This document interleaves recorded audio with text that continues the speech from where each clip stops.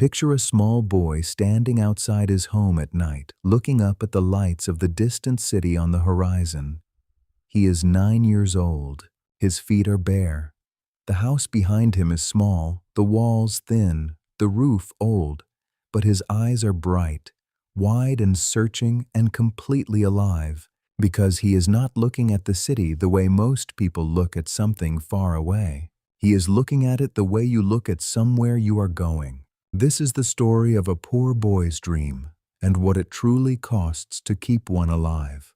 His name is Adi. He lives with his mother in a small house on the edge of a village. His father left when he was very young enough that Adi's memory of him is mostly silence.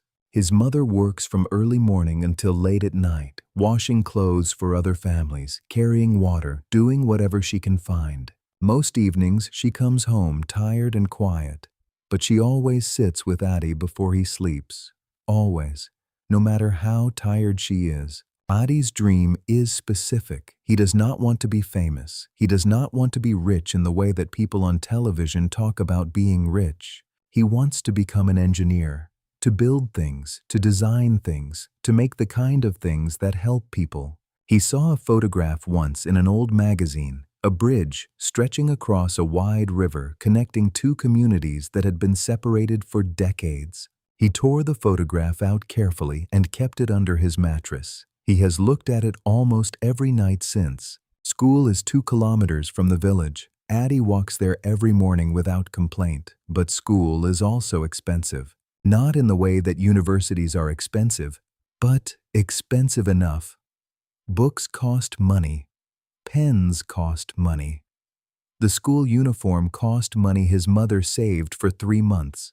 Every term when the fees are due, his mother pays them quietly without telling him how hard it was to find the amount. He figures it out anyway. He always figures it out, and every time he does, he studies a little harder. Not everyone believes in his dream. There are boys in the village who have already decided that the city is for other people. That engineering is for people whose fathers went to university, that boys like Adi, from houses like his, with mothers like his, do not become engineers. They tell him this directly, not cruelly, the way a villain would, matter-of-factly, the way people do when they genuinely believe they are telling you the truth. Adi listens. He does not argue. He simply goes home, looks at the photograph of the bridge, and goes to sleep. Then comes the teacher. Her name is Mrs. Priya. She teaches mathematics and science, and she has been teaching at this village school for 11 years. She has seen many students. Most of them she can read quickly, their effort, their limits, their futures. But Adi is different, not because he is the smartest student she has ever taught, but because of the way he reads a problem. He does not rush. He sits with it. He turns it over. He approaches it from 3 different directions before he writes a single number. One afternoon, Mrs. Priya keeps him behind after class. She places a small book on the desk in front of him. It is a book about famous bridges of the world. She does not say how she knew about the photograph under his mattress. She does not have to. She simply says, "The school does not have the resources to take you where you want to go.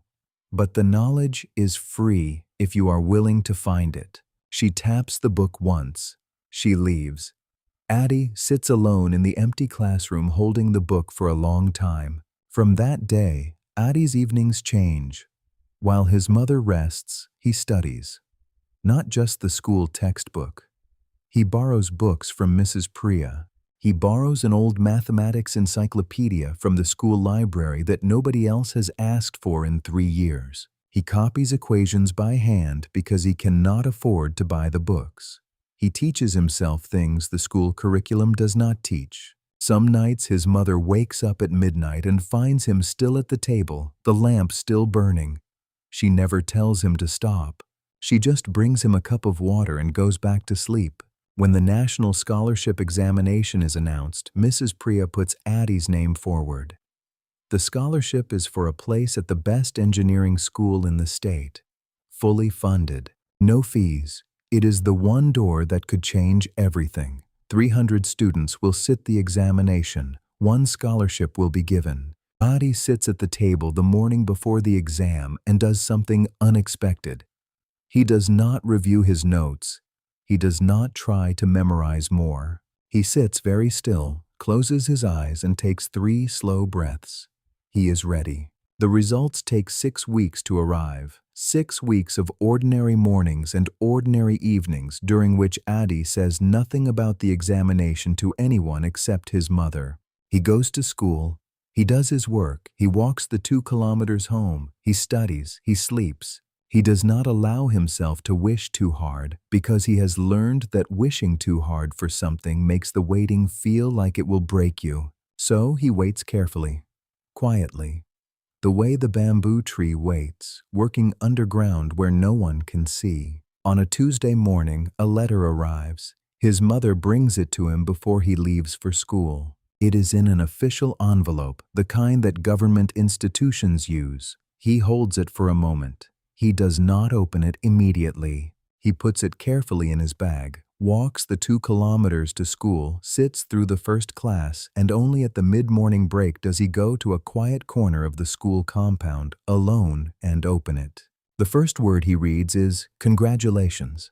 He reads it 3 times. Then he folds it carefully, exactly as he folded the photograph of the bridge all those years ago. He puts it in his shirt pocket, close to his chest. He does not shout. He does not run. He sits for 1 more minute in the quiet corner of the school compound, looking at the sky, breathing slowly.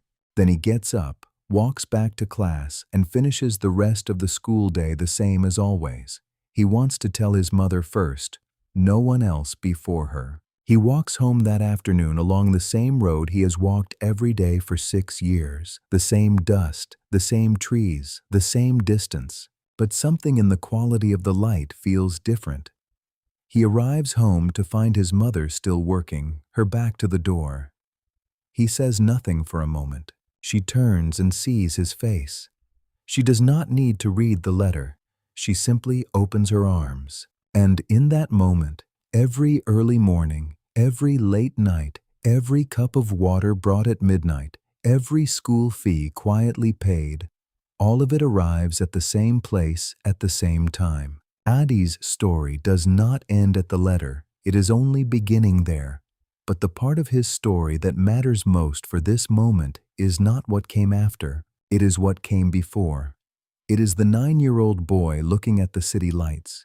It is the photograph of a bridge kept under a mattress. It is the midnight lamp. It is the 2 kilometers walked every morning without complaint. It is the teacher who noticed. It is the mother who brought water without being asked. The dream was never just Adi's. It was built by everyone who believed in it, even quietly, even in small ways, even when he could not see it. Whatever dream you are carrying right now, however far away it seems tonight, remember the boy at the edge of the village. Remember that he did not need the city to come to him. He simply decided, quietly and completely, that he was going there. If this story moved you and helped you practice your English listening, subscribe to RiseTales. A new true story or original story arrives every Tuesday and Saturday. Next time, we will follow the extraordinary real life of Elon Musk, before Tesla, before SpaceX, and before anyone in the world believed his ideas were possible. See you in the next one.